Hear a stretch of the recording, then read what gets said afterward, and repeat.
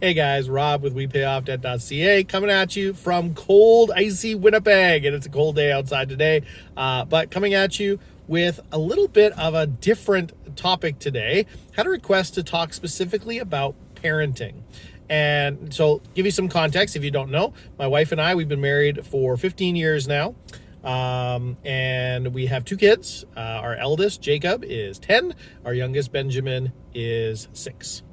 Okay, so we are certainly not super mature parents, but one of the things we have had in spades is a ton of friends who have had older kids and have been willing to share with us the information that's meant a lot to them, the books that have meant a lot to them, and given us great guidance as to raising our kids. And our kids are great kids. So I definitely wanted to give the things I've learned, but I preempt all that just to say we're not perfect parents by far. We're not amazing parents by far, but we've certainly learned quite a few things, and I wanted to share a few of them today. So the first thing I wanted to share about, and I remember vividly learning this, I was in a superstore doing some grocery shopping, and this person came and they saw I was with my eldest. He was very young at the time. He's probably 2, and he made a comment about, hey, and I was disciplining him at the time, and he made this comment. A stranger walking by made a comment that, hey, Dad, what about the 3 chances rule? And what he was referring to was, you do something bad one time, okay, that's 1. You do something bad, okay, that's 2. You do something bad a third time, oh, now you're getting it. Now you're getting punished. And it was really interesting because I had heard this rule before, and I had heard people reference this rule. And and so I said back to him, the way I'd been taught it and the way I learned it was, when you have the 3 chances rule, what you're doing is you're teaching them to disobey twice.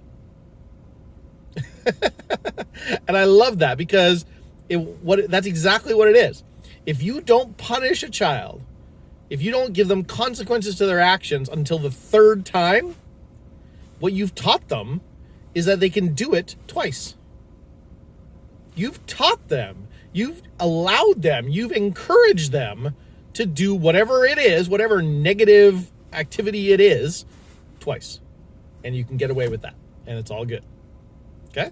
So that was the first thing I really wanted to share, was that if you let them do it twice and then punish them, that's what you should expect. You should expect every little thing. If they're allowed to complain twice before bed, then they're going to complain twice before bed. If they are allowed to throw 2 tantrums at the store, they're going to throw 2 tantrums at the store. Minimum. They might throw the 3rd and get in trouble, but at least they will throw 2 tantrums, right? Instead, of course, have the expectation that no, you need to obey, and not just obey, you need to obey the first time. You need to act sane the first time, right? Age appropriate, of course. Okay, so that was the first thing I wanted to share. All right, so the second thing I wanted to share about was this idea, and this was something taught to me by a couple different parents in my life, a couple different older parents in my life who have older kids than us. This idea that you are in charge. You get to set the environment. You get to set the expectations. So it comes down to this idea that, imagine you have one family over here, and the kids are running around the house screaming, or that let's say you take the example of somebody coming to the door. You have one family over here. When somebody comes to the door, the kids don't move from their game systems. You have another family over here. When somebody comes to the door, the kids pause their game, get up, come to the door, offer them a glass of water, offer to take their coats, right? Say hello, welcome them into their home. Like, for some of you, that sounds ridiculous. For other of you, that's like, yeah, that's what a kid should do. And that's the really interesting thing. There are parents out there, and I was surprised because I wasn't raised this way, but there are parents out there that believe that's what a kid should do. That is just the expectation on a child, that they need to be respectful and encouraging and serving to people that come to their house. And I love that, because that's what I want my kids to do when they're older, obviously, right? So I don't want to raise good kids. I want to raise great adults. Okay? I don't want to raise good kids. I want to raise great adults. And so looking at this, these parents that expect that of their kids, guess what?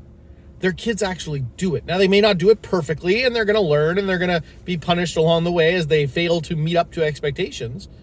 But eventually, the kids actually meet those expectations. Whereas on the other side, you've got the parent who doesn't expect that of their child, who just expects them to continue playing video games. That's what they do. They meet that expectation.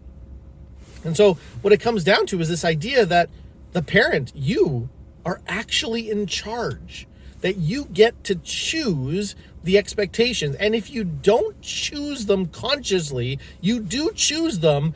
It just usually ends up being what is easiest for you. And that might be the way you were raised. That might be something else, depending on how busy your household is, right? But you get to choose what the expectations are on your kids. And so with us, for instance, what does that look like?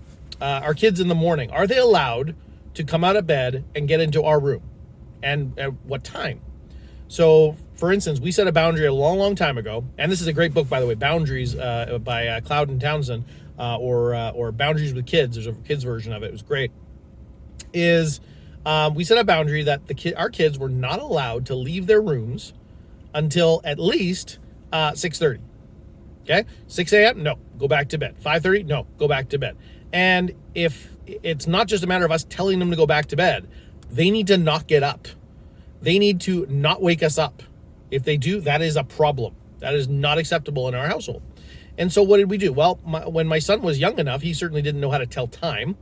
And so we came up with this idea, which was, okay, we're going to put up a nightlight in your room, and we're going to set it on a timer.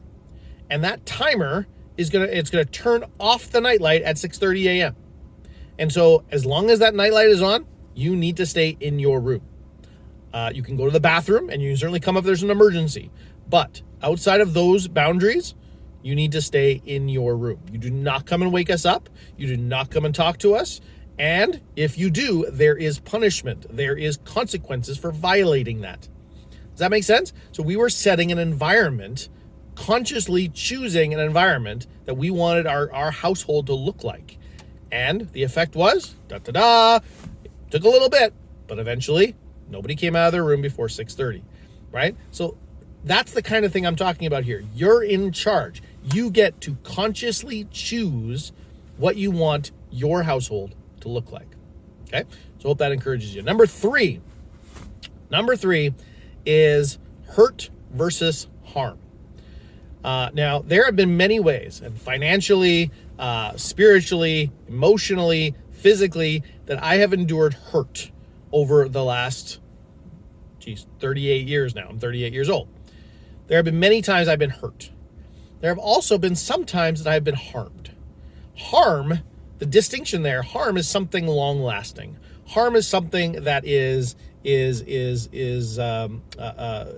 has more, I won't say permanent, I'll say close to permanent or potentially permanent, certainly, side effects or long-term effects, right? Hurt, on the other hand, is something short-term. Hurt is something I got hurt, right?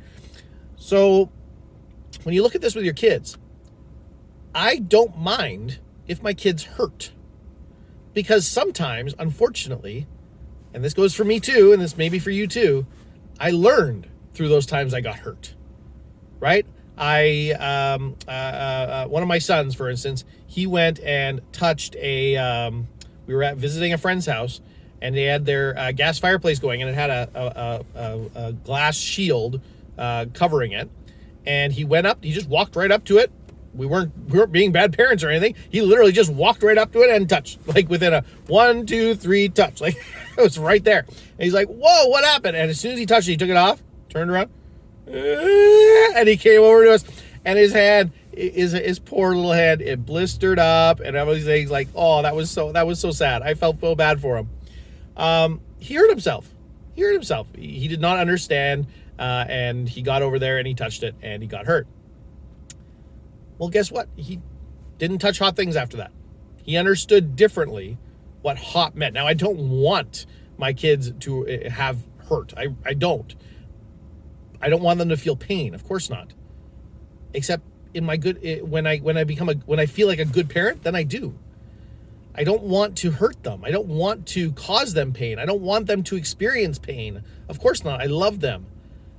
But I also know that when people don't experience pain, they grow up entitled and they grow up spoiled. And so I want my kids to feel the appropriate amount of hurt. And I pray to God every day that they do not experience any more pain than they have to, right? This is not pain. This is not me paining them, causing them pain. No. This is just them enduring the pain of life. Okay, and so the difference there between hurt and harm, I am not protecting my kids from every little hurt. So, for instance, an example of this is if the kids at school start making fun of one of my sons, that's a hurt. That's a real hurt. And it can really hurt when you get bullied or when somebody makes fun of you. And so the question is, at what point do I step in and change something or stop something or do something or talk to somebody or what have you? I'm not going to do it right away because it hurts at that point. And I will talk to my son through the hurt. And I will share with him some of the hurt that I've had. I remember when I was very young, I had one of my closest friends pee on my bike. He thought it was funny. He thought it was hilarious. I went home and I cried so much. That was very hurtful to me. But I learned from that. I was never close to him after that. He thought it was funny. He thought it was hilarious. I was like, no, you're not going to be my friend. And so I became very picky, a very different way of choosing who my friends were going to be after that, right? I didn't need my mom to step in and go talk to their parents or anything like this because it was clear, right? And that was a hurt. And that's okay. Because guess what? Life is full of hurts. And that sucks. But that's the way God made this world. That's the way this life is. Now you can say, well, it wasn't like that in the Garden of Eden. Yeah, okay. You're right. It wasn't. This is the way the world is now. We're in a place where there is lots of hurt to go around. There's lots of pain. Now, on the other hand, I want to prevent my kids harm. Big time. Okay? So them scraping their knees, learning to ride a bike, that's one thing.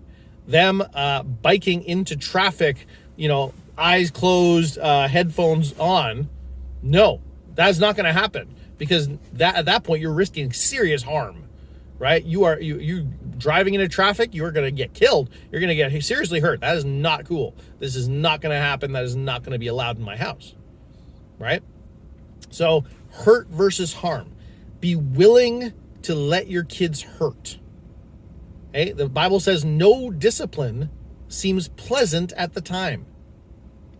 It hurts, but later it produces a fruitful crop of righteousness. Later it produces righteousness by those who've been trained by it. Okay, so I hope that brings you some encouragement today. Please comment, subscribe. Let me know what you think of these three things I've shared today. And if you like this content, please let me know, and I would love to share more content like this going forward. Okay, so have a good one. Thanks so much for watching. Have a good one. We'll talk to you again.